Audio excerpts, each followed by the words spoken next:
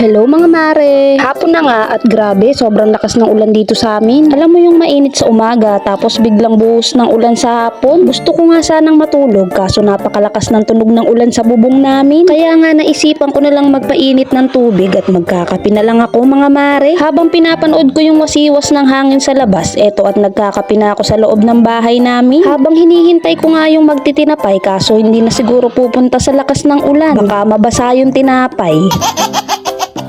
Pag nga nagtitinda si kuya dito sa amin, ang lagi kong binibili ay yung pandikoko at yung mga anak ko naman ay paborito yung donut niya. Wow! Pero ngayong hapon nga ay tiis-tiis muna sa kape na walang tinapay. Okay lang at maya-maya naman magluluto na ako ng ulam at kakain na rin kami ng hapunan. Maya-maya nga lang mga mare ay dumating na yung mister ko. Maaga nga siyang umuwi dahil nag-aalala daw siya sa manok niya. Malakas daw kasi yung ulan at baka mabasa at sipunin. Kaya nga ayan, kinuha niya muna sa kulungan. At totoo nga mga mare, basang-basa sa ulan. Meron nga daw kasi itong mga itlog at inakay. Ayan nga mga mare, meron nga isang sisiw na napisa. Kinuha nga agad ng bunso ko at tuwan-tuwa sa sisiw. Ayan nga at nung kinuha ng mister ko, may 10 itlog pa na papisain. Papalitan niya nga daw yung karton dun sa pugad dahil basa na. Mahal na mahal yung alaga niyang manok.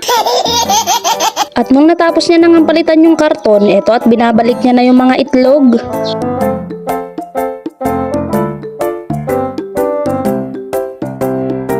Pagkatapos niyang ibalik yung itlog, eto namang inakay ay babalik niya na rin kasama nung inahing manok para makapaglimlim na.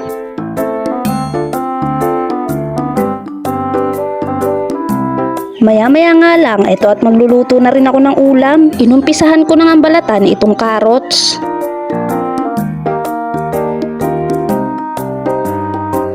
Pagkatapos nga ay sinunod ko na ring balatan itong sayote.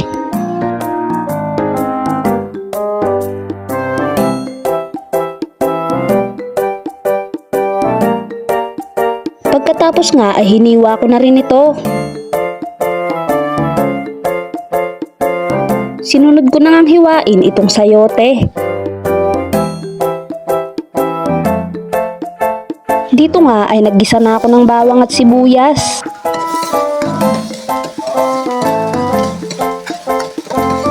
Pagkatapos nga ay sinama ko na rin sa pagigisa itong manok.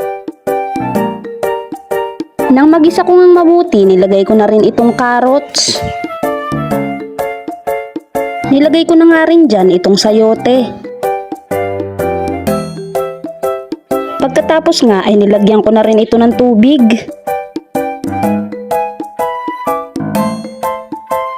Nilagyan ko nga rin ito ng konting toyo. Pagkatapos nga ay tinakpan ko muna para kumulo. At nung kumukulo na, nilagyan ko naman itong chicken cubes. Nilagyan ko na nga rin dyan ng konting paminta. At dyan nga mga mare ay minekos-mekos ko muna. Tinikman ko na nga rin kung okay na ba yung timpla at tinakpan ko muna.